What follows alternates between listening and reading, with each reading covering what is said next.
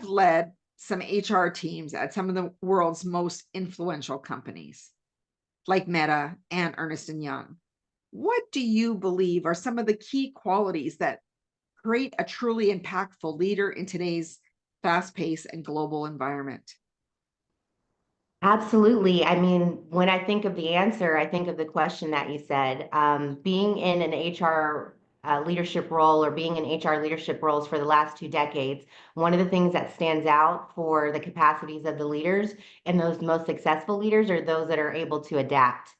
Right? When we think of what a leader actually was 20 years ago, how we defined a leader 20 years ago, it was the person who stood in the front of the room and who talked, with conviction and directed other people and instilled a sense of fear and, kept the team moving forward.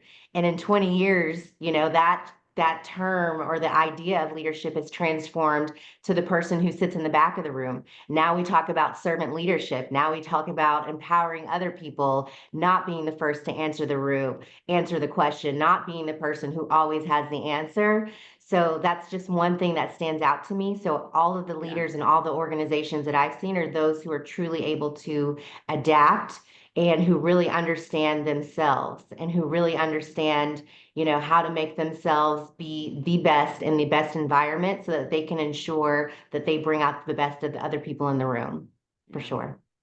And I love that you talked about that directiveness, because we have shifted away from a directive to a more collaborative, co-creative type of environment. And I'd Yeah. love for you to share how you have seen some of that collaboration unfold through the years. Absolutely. I always joke with people that I've gone from the most extreme environments in that 20-year span.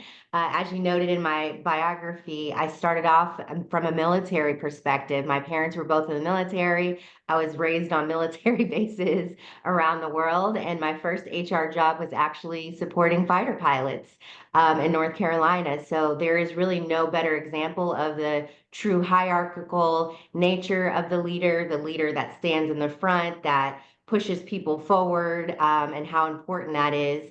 And so starting off in that atmosphere and really understanding the benefits of that when it's needed, how you can still work to inspire people in those environments, and going all the way over to the tech environment, right? Where we're in the situation where I'm working at Meta and our executive leaders are coming in with flip-flops and t-shirts, and they're having sessions with the entire organization and having everyone ask all the questions they can. They're doing hackathons, all kinds of things to really get the best ideas from everyone, regardless of their level or where they sit. Has been such a privilege to be able to see that true transformation and to really be able to see how you can pick and choose the best aspects of each of these leadership styles and really use them in the appropriate situation. So I just have been so honored to be able to see the full span and to see them work and not work in some circumstances. Yeah.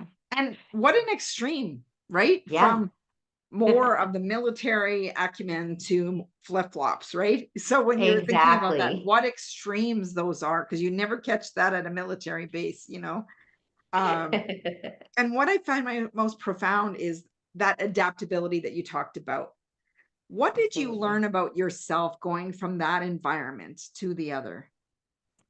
You know what? I mentioned this and you mentioned it actually in my biography, but I think it was really something that was ingrained on me just living the lifestyle of a military brat. So even before I graduated high school in Germany, I had the opportunity to go to 3 different high schools in 3 different countries. I was living and kind of following my parents in all different types of cultures and environments.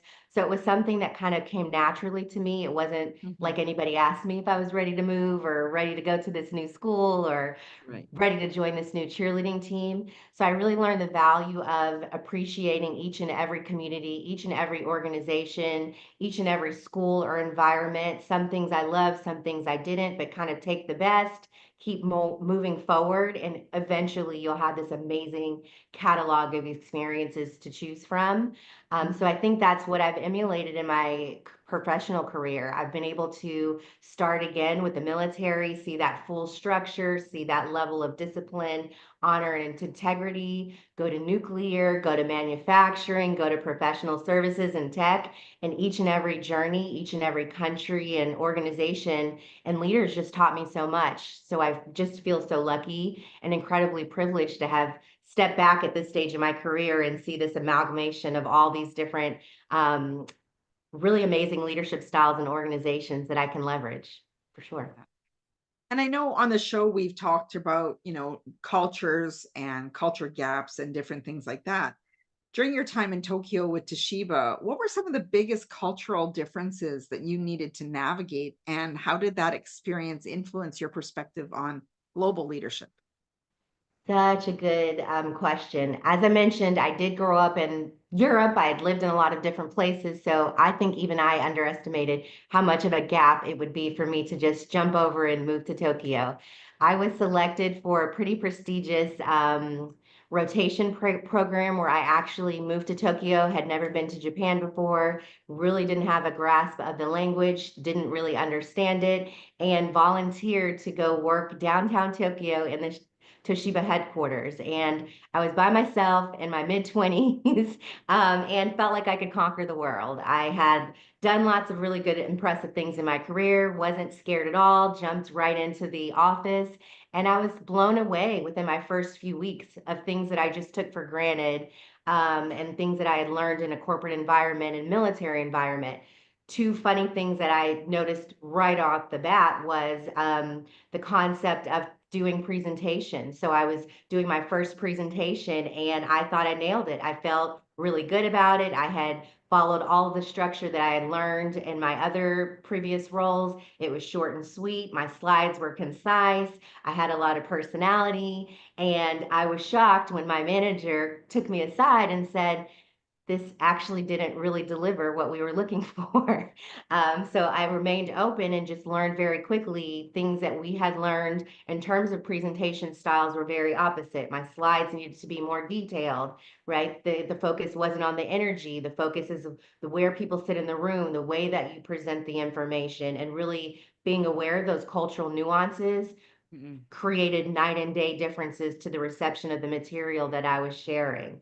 So silly examples that you kind of take for granted, but the fact that I was so open and willing and actually encouraged my manager to give me immediate feedback, even Yeah. though that wasn't part of the culture, really saved me. It really allowed me to step beyond my comfort zone and what I assumed were the things that made me successful before and look for ways to find success and adopt to another culture. There's nothing like being the only American on the floor in the group to really humble you and help you to understand what you think might be the best isn't always the best in another situation. Yeah. And that's very powerful because it takes courage to, first of all, do something and realize you did it wrong, right? And Absolutely. own that, but also to ask for feedback, which is not something traditionally done. Yeah. But how has making mistakes or having failures helped you become the success you are today? I just can't think of a better way to get to where you need to be. And for me, I've been pretty open to asking, right? There's no way that Mhm. that I could have gotten to the steps that I have been able to without getting that feedback. I think the biggest piece for me was knowing there is no objective best, there is no objective right way. What I say to people all the time is the same presentation that I would have made in the military, at Meta, in Japan and Toshiba headquarters at a nuclear company. I could make the same presentation, I could have the same outfit, I could have the same inflection, and I would get 6 or 7 different responses as to whether it was good or not, what I could improve or not, whether Yeah. it hit the mark. So I think that lesson very early in life helped me to detach a little bit and say, this feedback isn't a reflection of me. This is not them, saying that I'm not good. I shouldn't take this personally, which is hard for people to really do. So it allowed me to detach and separate my identity from the products and the services and the support that I was providing and really put the customer, the stakeholder, the leader, the organization first and make sure that I was providing a service to them, as opposed to, thinking every piece of feedback, every single thing that someone said was a reflection on me. It really allowed me to be much more flexible and receptive to adjusting myself while maintaining my own identity, for Yeah. sure. And I Yeah. love that you've said that, because I think so often, we do take failures and mistakes personally versus Yeah. stepping back and just wanting to learn from it, because the role you play or within the context you're in is separate than the person you are and what you're Yeah. worth and your value that you bring to the table. And I Yes. think too often people have them all so tightly wound that we forget that, even when kids are misbehaving, we still love the kid. It's the behavior Exactly. that we need to change, right? So Exactly. I find it fascinating, as adults, the same thing shows up when we make mistakes, right? We take them personally without taking a step back and saying, it's about the context of the situation and the behavior or the role I played. Absolutely. Absolutely. So important. It's so much easier said than done. So it's something I'm always working on, but I do think that is the key for everyone, myself included, to keep approaching things with curiosity and growing as a professional and frankly as a person. Yeah. Yeah. And what I've also come to realize, like, you faced some considerable setbacks, right? You laid off from Meta, you went through a divorce. How did you find the strength to rebuild? And what advice would you give someone who has some unexpected career or life transitions? Absolutely.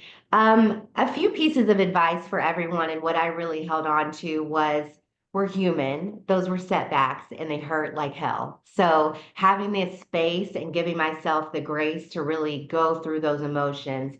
There are mourning processes, there are grieving processes. You go through the emotions of being embarrassed, being sad, being angry, being in disbelief. And as I was traveling through those different emotions, I really leaned on my support network. I really connected with my family at a deeper level. I connected with my friends, my trusted friends, and I really reached out and leveraged some really important coaches for me to kind of help me as I moved through each of those phases.